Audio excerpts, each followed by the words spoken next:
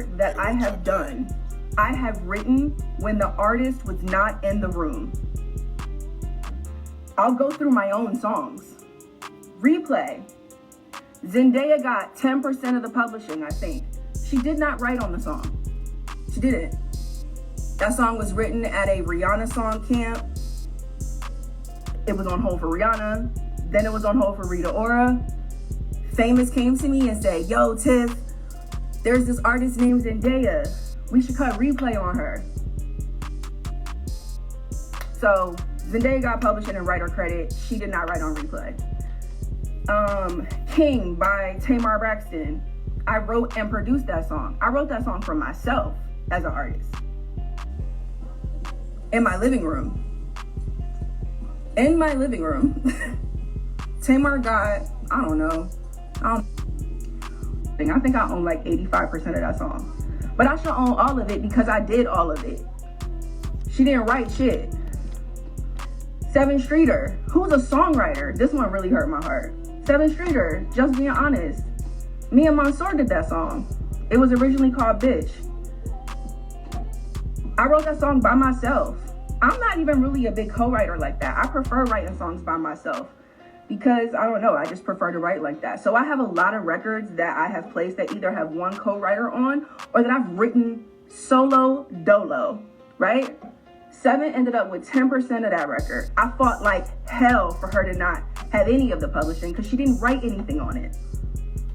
Publishing is my only source of income. And by the way, none of the artists that I've mentioned have a career anything close to in music Beyonce.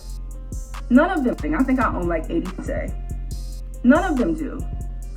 But the reason why I'm bringing up my experience with every artist or almost every artist that I've worked with that has taken publishing that they did not earn on the songs that I wrote for them is because there is a precedent that's set. The reason why I called out Beyonce is because Beyonce is the Michael Jackson of our generation.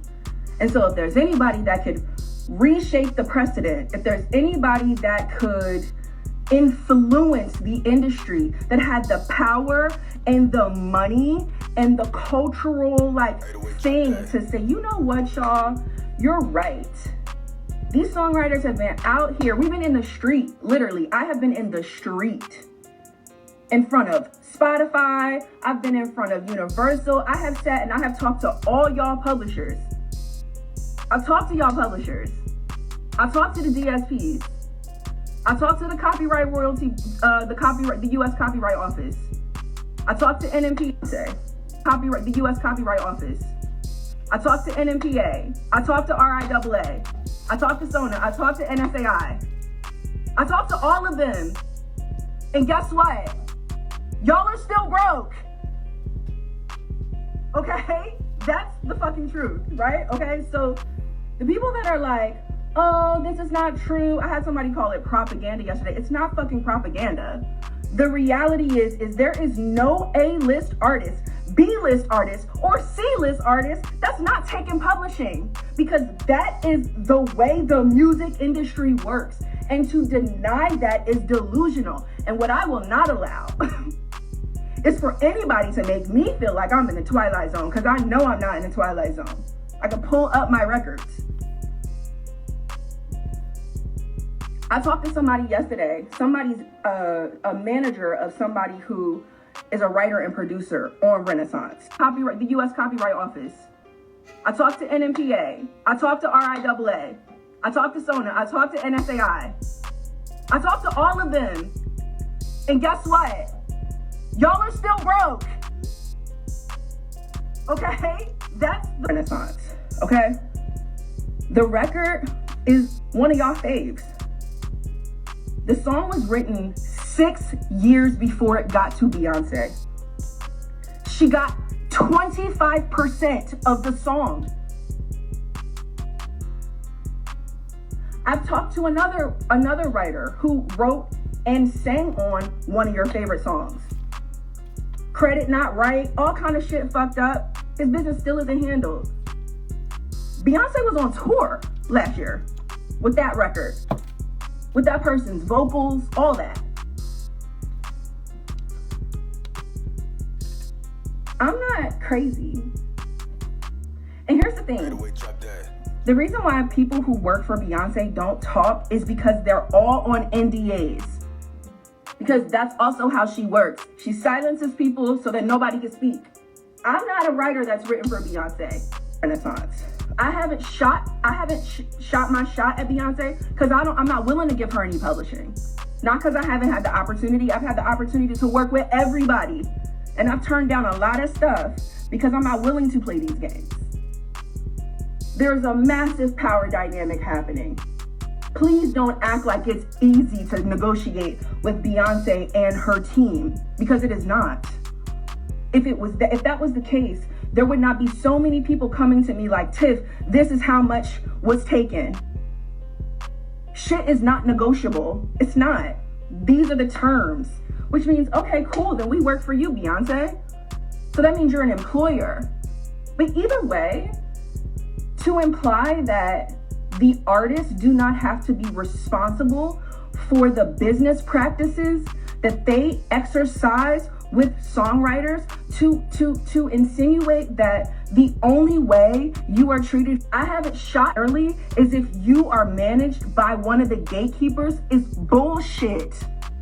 It's bullshit. You shouldn't have to be in company with a gatekeeper to be treated fairly. You should not have to have a gatekeeper on your team to make a livable wage off of music that is making people billionaires. Them Grammys don't pay the bills. Those plaques do not pay the bills. There are people with Grammys and plaques who can't pay their rent. I know people who are super accredited, broke. It means nothing.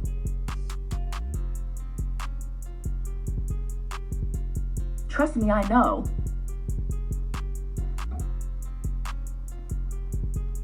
I remember having a conversation with a writer who wrote on what was the record Beyonce did after or before Renaissance? I can't remember, whatever the record was. I remember talking to one of the writers and talking to them about how much of the publishing she was taking. And this writer was like, look, Tiff, I don't want no smoke with me. Like, I just let her take the publishing. That's bullshit. All of these writers that you guys see celebrating in the studio with these artists posted up in pictures like, yeah, everything is all good. Those writers are being exploited. Those writers' time is not paid for. Their services are not paid for. Their contribution to the sound recording is not paid for. Their first use of the copyright is not paid for. Their fucking parking is not paid for. Their fucking lunch is not paid for. That's the truth. The truth is that we work in an industry. The truth is that we work in an industry that proclaims it makes billions of dollars but can't even buy you fucking lunch. But I'm tripping. But I'm tripping. No, they're tripping. And you're tripping if you with them. There's people that are like, then nobody had no gun to your head. The gun to your head is the power dynamic. Think critically, y'all. The gun to your head is the power dynamic. The gun to your head is your livelihood. The gun to your head is being excluded and ostracized and retaliated against for even trying. That's the gun to your head. They don't need to put a gun to your head anymore because they control everything. That's the gun. You being silenced, that's the gun.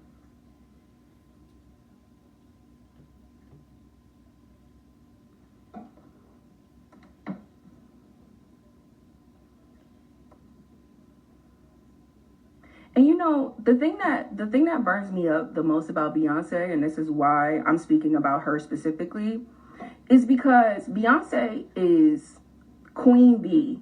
Beyonce is a black artist. Beyonce represents black excellence. Beyonce's team, like the people who work with her, these writers that I'm talking about that are exploited, they're us. You know what? It's so funny because when I think about my own career and all the people that have fucked me over, it's been my own people. Because those, you being